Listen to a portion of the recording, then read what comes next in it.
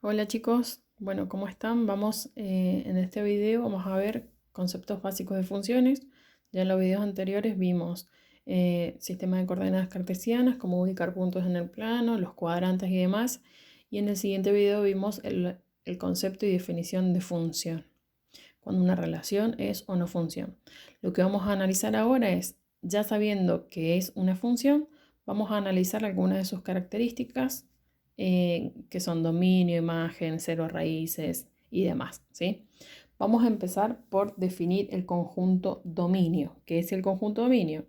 Es el conjunto formado por todos los elementos del conjunto de partida que intervienen en la función, ¿sí? Nosotros sabemos que si una relación es función, entonces se cumple la existencia de la unicidad. Absolutamente todos los elementos los elementos del conjunto de partida deben estar relacionados y su imagen debe ser única. Bueno, entonces, cuando una relación pasa a ser función, el conjunto de partida pasa a llamarse dominio, ¿sí? Fíjense que acá tenemos representada ya una función, porque dice la función, esto se lee así, función definida del conjunto E en el conjunto F. Ya es una función, entonces no voy a analizar si se cumple la existencia de la unicidad, porque me lo está diciendo acá, que es una función. Lo que me pide es que determine el conjunto dominio. Bien. El conjunto dominio en una función son los elementos del conjunto de partida. En un sistema de coordenadas cartesianas, los elementos del conjunto de partida se encuentran en este eje, ¿sí? ¿Y quiénes intervienen? El 1, el 2, el 3 y el 4. Por lo tanto, los elementos del conjunto dominio son el 1, el 2, el 3 y el 4, ¿sí? El conjunto dominio se puede expresar entre llaves si los elementos los puedo nombrar uno por uno y si no van a ser intervalos reales o conjuntos numéricos directamente. Bien, otro concepto que tienen que conocer es el conjunto imagen, ¿sí? El conjunto imagen a veces coincide con el conjunto de llegada y a veces no. ¿Por qué? Fíjense, es el conjunto formado por los elementos del conjunto de llegada que intervienen en la función, es decir, aquellos elementos que son imagen de algún elemento del dominio. Nosotros sabemos que el dominio, ¿sí? Si es una función, entonces todos los elementos del conjunto de partida de la relación van a ser dominio. Pero en el conjunto imagen no pasa lo mismo. A veces todos los elementos del conjunto de llegada coinciden ser elementos del conjunto imagen, pero a veces no. Fíjense, seguimos en la función f. La función f es la que tenemos representada acá, definida del conjunto E en el conjunto f. Bien. ¿Quiénes son los elementos del conjunto de llegada f? Los elementos son A, B, C y D. Pero ¿quiénes son realmente los que son imágenes de algún valor del elemento del conjunto de partida? ¿Sí? ¿Quiénes son los que están relacionados de todos estos cuatro elementos? ¿Cuáles están relacionados e intervienen en la función? El elemento A, el elemento B y el elemento C. Para darse cuenta cuáles son los elementos que intervienen, los elementos del conjunto de llegada que intervienen en la función, lo que tienen que hacer es trazar líneas imaginarias horizontales pasando por el elemento. En este caso voy a trazar una línea imaginaria pasando por el elemento A. Si hay al menos un punto, quiere decir que A es imagen de alguien. Paso una línea imaginaria horizontal por B. Hay un punto, entonces B es imagen de 1. Paso una línea imaginaria por C. Hay punto, entonces C es imagen de 4. Paso una línea imaginaria por D. No hay puntos. Quiere decir que D pertenece al conjunto de llegada F, pero no pertenece al conjunto imagen. ¿Por qué? Porque D quedó sin relacionarse con ningún elemento del conjunto de partida. Entonces, fíjense, el conjunto imagen para nosotros son los elementos A, B y C únicamente, ¿sí? D, al no intervenir en la función, no es elemento del conjunto imagen. Cuando un elemento es imagen de otro, se representa de la siguiente manera, ¿sí? F, esto se lee así, F de 1 es B, o la imagen de 1 es B. B es la imagen de 1 y 1 es la preimagen de B. Si ustedes lo ven acá, ¿sí? B es la imagen de 1 porque se relaciona con 1. C es la imagen de 4. A es la imagen de 3. Y lo puedo decir al revés. 3 es la preimagen de A. 4 es la preimagen de C. 1 es la preimagen de B. ¿Entienden? Cuando hablo de imagen, hablo de elementos del conjunto de llegada. Cuando hablo preimagen, hablo de elementos del conjunto de partida. El número que va a ir acá entre paréntesis son los elementos del conjunto de partida y los que va a ir acá son los elementos del conjunto de llegada, ¿sí? Es con quién se relaciona el 1. El 1 se relaciona con B. Por eso se lee la imagen de 1 es B. B es la imagen de 1, 1 es preimagen de B, ¿sí? Bien, entendiendo ese concepto vamos a completar. ¿Quién es la imagen de 3? Para saber la imagen de un elemento, lo que hacemos es ir a ese elemento 3, movernos verticalmente hasta encontrar el punto. Aquí está. Y de ahí me voy hasta el eje vertical donde se encuentran los elementos del conjunto de llegada. A. Entonces, 3 se relaciona con A. Por lo tanto, la imagen de 3 es A. Y acá, la imagen de qué valor es A. Puede ser 3, ¿sí? La imagen de qué valor es A. O sea, A. ¿De quién es imagen? Es de 2 y de 3. Para no repetir, voy a colocar acá de 2. ¿Se entiende? Entonces, si yo quiero buscar la imagen de alguien, me ubico en el elemento de partida, trazo una línea vertical imaginaria hasta encontrar el punto y del punto me voy horizontalmente hasta el eje. Y si quiero al revés, saber que A es la imagen de quién, bueno, me ubico en A de eje ordenada, voy hasta el punto y bajo a abscisa. Ese es el camino que hay que hacer. Bien, vamos a continuar con otros conceptos. Bueno, otras cosas que vamos a analizar en una función es si la función es creciente o decreciente. Para eso vamos a definir cuándo una función es creciente y cuándo una función es decreciente, ¿sí? Una función puede tener distintos comportamientos, puede crecer, puede decrecer o también puede permanecer constante. Para eso vamos a definir una función creciente.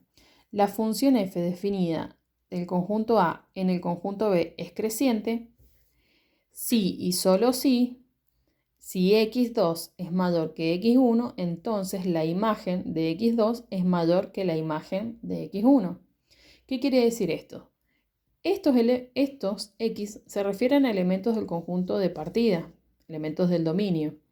Y sus imágenes, son elementos del conjunto de llegada o conjuntos de imágenes. Entonces, lo que ustedes tienen que analizar es, si yo tengo dos elementos del conjunto de partida y uno es mayor que otro, y si se verifica que sus imágenes también son respectivamente mayores, entonces la función en ese momento, en ese intervalo, está creciendo. Fíjense, yo me voy desplazando. Si yo sigo la trayectoria de la función, hace este movimiento. Y la lapicera lo que hace es ascender. Entonces, para que una función sea creciente, a mayor valor en el eje X, mayores van a ser sus imágenes. Si yo acá agregara un tercer elemento x sub 3, su imagen, la imagen de x3, va a ser mayor que la imagen de x2, ¿sí? Entonces, a mayor valor de la variable independiente, mayor valor de sus imágenes. Eso es cuando es creciente. Entonces, fíjense, esta función es creciente, ya que a medida que aumenta la variable independiente x, a la x se le llama variable independiente, la variable dependiente y aumenta. ¿Por qué se le llama variable independiente y variable dependiente? Porque fíjense que para encontrar y yo tengo que ver dónde está x, ¿sí? Entonces, siempre las imágenes dependen del elemento del conjunto de partida o del elemento del dominio. Por eso se llama variable independiente y variable dependiente. A medida que esta aumenta, sus imágenes también aumentan. Entonces decimos que esta función es creciente. Vamos a analizar ahora cuando es decreciente. Una función f definida del conjunto A en el conjunto B es decreciente Si y solo si, cuando x2 es mayor que x1, entonces la imagen de x2 es menor que la imagen de x1. Tengo dos elementos, ¿sí? El x2 es mayor que el x1 porque está a la derecha.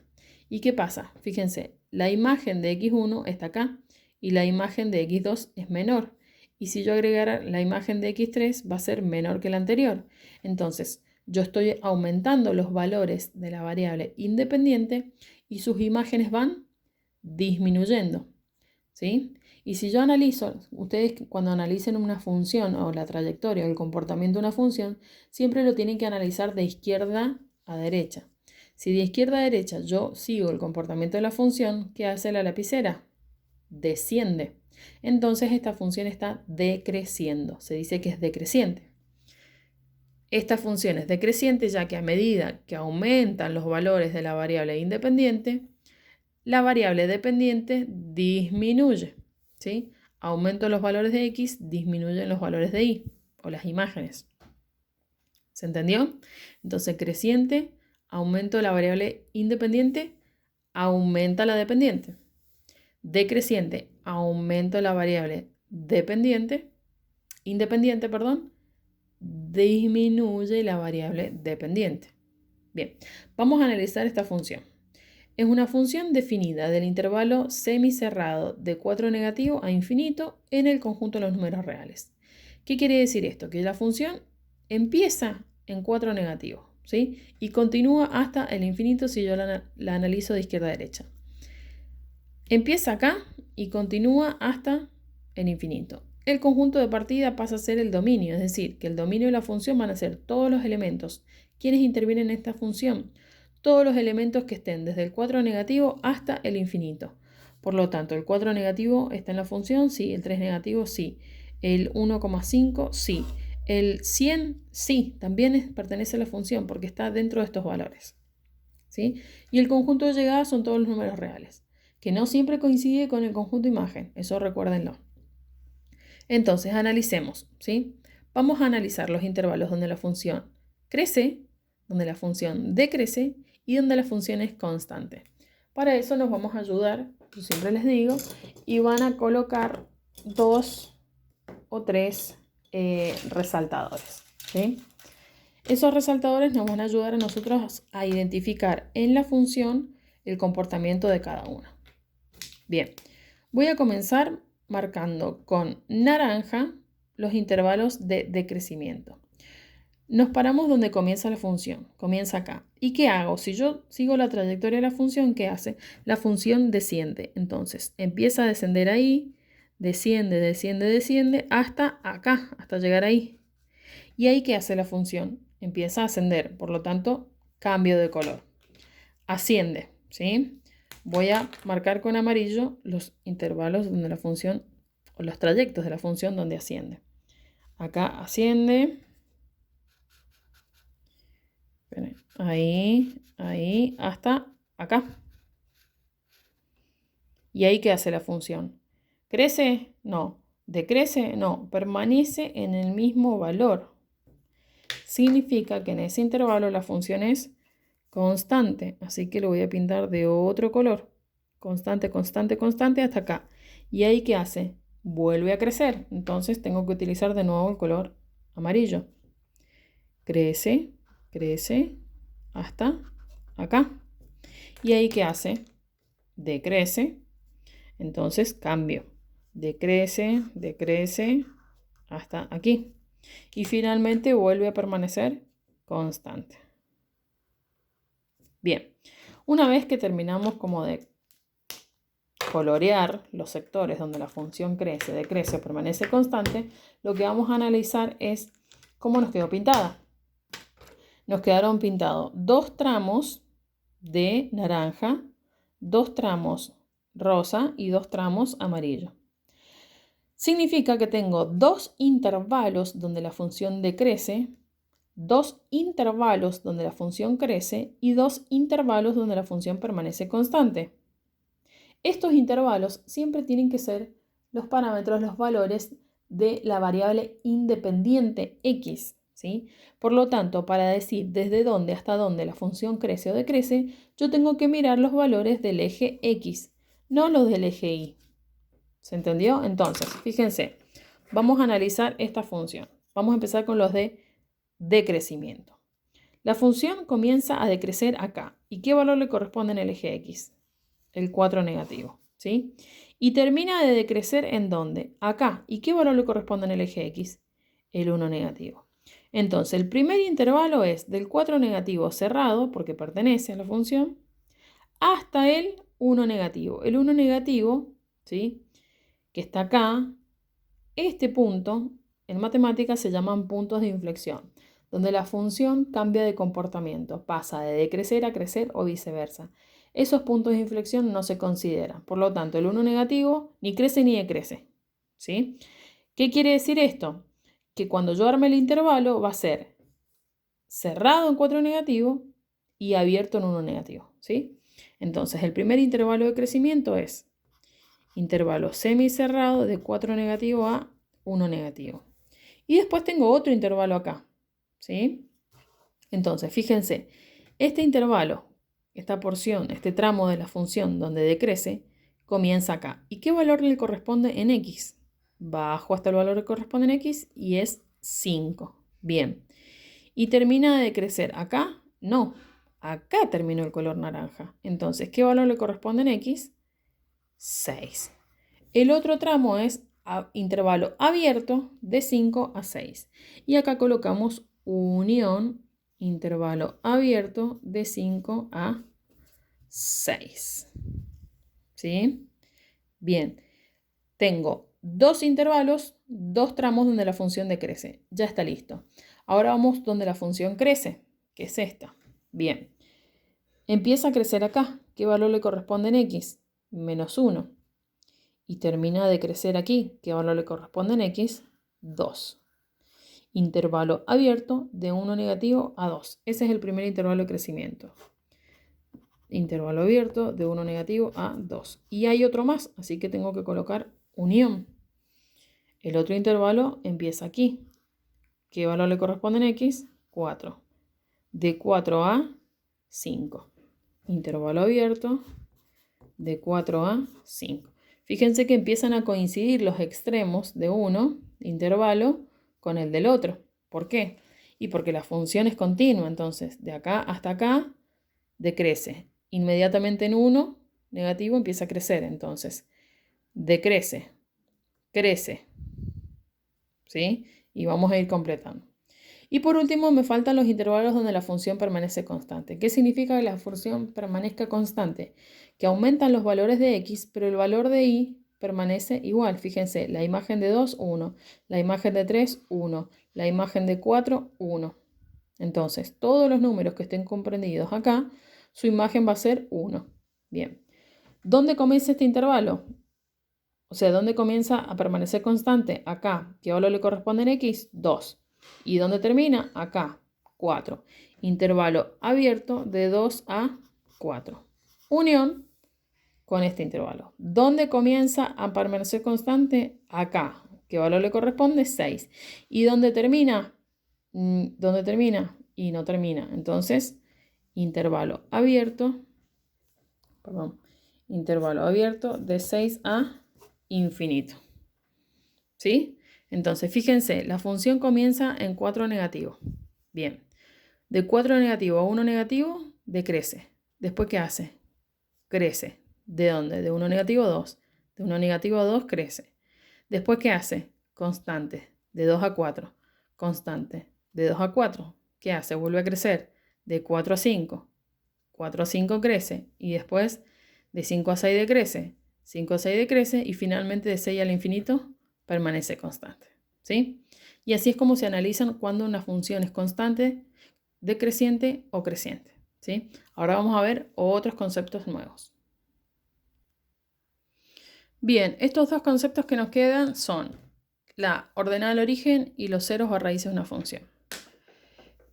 Son importantísimos porque generalmente casi todas las funciones tienen estos elementos. Ya vamos a ver más adelante de que dependiendo qué tipo de función, a veces tienen los dos o tienen uno o o tienen ordenado origen y no raíces, o al revés, ¿sí? Pero son características que hay que saber identificar en una función. Bien, comencemos. La ordenada al origen. ¿Qué es la ordenada al origen?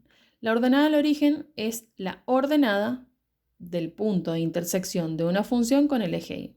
Si ustedes recuerdan, cuando vimos en el primer video sistema de coordenadas cartesianas y vimos los puntos y los pares ordenados, ¿sí?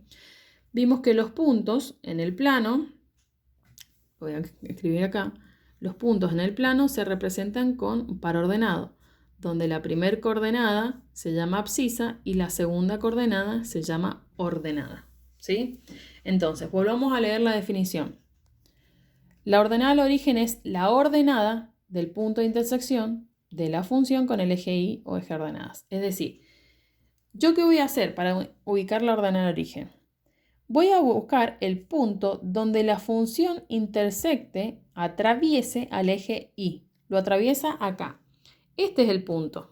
¿Y qué coordenadas tiene? Es el par ordenado 0, B. ¿Sí? Pero, ¿cuál es la ordenada al origen? Es la ordenada, es decir, es la segunda coordenada del punto de intersección de la función con el eje Y o eje de ordenadas. ¿Sí? Es ese valor la ordenada al origen. B es la ordenada al origen. ¿Sí? Muchos, dependiendo de la bibliografía, algunos utilizan y representan a la ordenada al origen como el punto. No está mal, pero nosotros vamos a adoptar que la ordenada al origen es solamente el valor de B. ¿Sí? ¿Cómo se simboliza? Así, la imagen de 0 es B. ¿Y por qué la imagen de 0?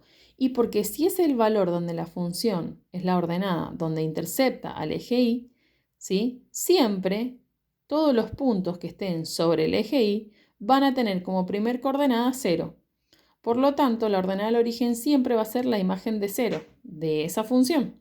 Y se simboliza así. F de 0 igual a B, ¿sí? O la imagen de 0 es B. ¿Quedó claro? Entonces, si yo quiero buscar la ordenada al origen, busco dónde la función intercepta al eje Y y ahí busco el valor del eje Y o la segunda coordenada si está representado como punto. Bien. Vamos a los ceros de las raíces. Los ceros de las raíces se encuentran pero en el eje X. Leamos. Son las abscisas del o de los puntos de intersección de la función con el eje X o eje abscisa. Es decir, que si yo quiero encontrar los ceros o raíces, ya no voy a buscar dónde intercepta el eje Y, sino que voy a empezar a buscar dónde intercepta al eje X. Bien, y una vez que encuentro esos puntos, este punto, ¿sí? El primer punto tiene coordenadas para ordenado a 0. El segundo punto tiene coordenadas B0. Y el tercero, sus coordenadas son C0. Bien, de esos puntos de intersección, a mí me interesa ¿qué cosa? La abscisa. ¿Y la abscisa quién es? Es la primer coordenada del punto. Por lo tanto, acá las raíces es A, que es el valor de la abscisa, B y C. ¿Sí? O directamente el valor donde la función intersecta al eje X. ¿Cómo se simbolizan? Se simbolizan de esta manera. Si tiene 3 raíces, yo pongo x1 es el valor de A, x2 es el valor de B, x3 es el valor de C. Si tiene 5 raíces, yo tendría que continuar así, x4 tanto, x5, etc. ¿Sí? Pero tienen que tener en claro que A, B y C son los ceros de las raíces. También, al igual que en las ordenadas al origen, hay bibliografía donde expresan a los ceros de las raíces como punto. El punto de coordenadas A0, punto de coordenadas B0 y punto de coordenadas C0. ¿Sí? Pero nosotros vamos a tomar este tipo de simbología para las raíces y este tipo de simbología para la ordenada al origen. ¿Sí? Lo que vamos a ver a continuación, como último, es la interpretación de gráficos. Es decir, que nosotros podemos tener distintas situaciones y las vamos a analizar a partir de un gráfico. Bien, acá estamos, como les decía. Es importante que nosotros sepamos leer un gráfico, interpretarlo, ¿sí? muchas situaciones o fenómenos se plasman en gráficos y todos tenemos que ser capaces de interpretar lo que significa esto, ¿sí? Para eso va a haber una situación que está detallada acá y es importantísimo que ustedes identifiquen quién es la variable independiente y quién es la variable dependiente. Recuerden que la variable independiente se encuentra en el eje horizontal y la variable dependiente se encuentra en el eje vertical, ¿sí? Entonces vamos a leer esta situación y vamos a ir respondiendo estas preguntas que están relacionadas a ver si interpretamos o no la información que está plasmada en este gráfico. Bien, dice, Juan y Pablo trabajan en la misma empresa. Juan tiene auto y suele pasar a buscar a Pablo para ir a trabajar juntos. Observe el gráfico que muestra cómo varía la distancia recorrida por Juan desde que sale de su casa hasta llegar a la empresa y complete. Bien, esta es la trayectoria que hace Juan. Fíjense, tengo en el eje horizontal el tiempo que está expresado en minutos. Siempre la unidad la van a ver indicada entre corchetes, entonces el tiempo va a estar expresado en minutos. Por lo tanto, estos son 2 minutos, 4 minutos, 6 minutos. Es importante que lean esto. ¿Por qué? Porque al ser una situación problemática se les va a hacer pregunta a ustedes y ustedes tienen que saber responder. Si les pregunto por el tiempo, me tienen que responder en minutos. ¿Por qué? Porque acá lo indica. Si acá indicara horas, ustedes la respuesta la tienen que dar en horas. Y después, en el eje vertical, que es la variable dependiente, tenemos la distancia que está expresada en kilómetros. Al igual que esto, tienen que saber para dar sus respuestas. Bien, 0. Acá Juan está en su casa. Sale. A los 2 minutos, 4 minutos, sale, llega acá. ¿Sí? Fíjense que va pasando el tiempo. 6 minutos, 7 minutos, 8 minutos, 9 minutos, 10 minutos. ¿Y qué pasa con Juan? ¿Está avanzando? No. Esto indica, fíjense que Juan está siempre en 4 kilómetros. O sea, recorrió 4 kilómetros y pasa el tiempo y permanece ahí. ¿Sí? Este tiempo indica que Juan está quieto.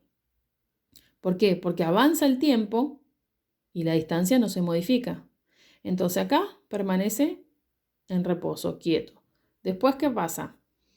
Entre los 10 y los 12 minutos avanza. Y fíjense que pasó de los 4 kilómetros a 8 kilómetros. ¿Sí? ¿Esto quiere decir que recorrió 8 kilómetros en este lapso? No, pasó de 4 kilómetros a 8 kilómetros. No recorrió 8 kilómetros. Los 8 kilómetros están desde acá. De 0 a 8. Esto es 8 kilómetros. Pero recorre esa distancia, fíjense, en 2 minutos. Bien. Y después, a partir del 12 minutos, ¿sí? Estoy en 8 kilómetros. Tuki, tuki, tuki. Y a los 18 minutos llega a 10 kilómetros de distancia. Bien. Una vez que leímos el gráfico, vamos a responder. Dice, el tiempo se mide en, y lo expresé acá, minutos. ¿Y la distancia en qué se mide? En kilómetros. Esta simple pregunta hace que ustedes los ubique en base a qué van a responder, ¿sí? Si les vuelven a preguntar por tiempo, su respuesta va a estar relacionada con minutos. Y si les vuelven a preguntar por distancia, van a tener que indicar ese valor, pero en kilómetros. Bien, fíjense el B. Juan tarda en llegar a la casa de Pablo, ¿cuánto? Acá dice que Juan parte de su casa, busca a Pablo y de ahí se van a la empresa. ¿Sí? Nosotros entendemos que acá buscó a Pablo. ¿Por qué? Porque permaneció quieto. ¿Sí? Entonces, Juan tarda en llegar a la casa de Pablo, ¿cuánto? ¿Sí? Suponemos que acá llegó y tarda ¿cuánto? 6 minutos. Parte, se traslada, queda quieto. A los 6 minutos llega a la casa de Pablo. Después, la casa de Juan se encuentra de la casa de Pablo. ¿A qué distancia se encuentra la casa de Juan de la de Pablo? Ya no me está preguntando por tiempo, que lo tengo que buscar acá en este eje, sino que me está preguntando por distancia, lo tengo que buscar acá. Esta es la casa de Juan. Suponemos que acá donde se quedó quieto es la casa de Pablo. Entonces, ¿qué hacemos? Nos movemos horizontalmente. Y la casa de Pablo está a 4 kilómetros. Entonces, la casa de Juan se encuentra a 4 kilómetros de la casa de Pablo. Juan espera ¿cuánto tiempo a Pablo? Y Juan se traslada, llega a la casa de Pablo, se queda quieto, lo espera y arranca de nuevo. Entonces, de los 6 a los 10 minutos lo espera. ¿Y cuántos minutos transcurrieron? Transcurrieron 4 minutos.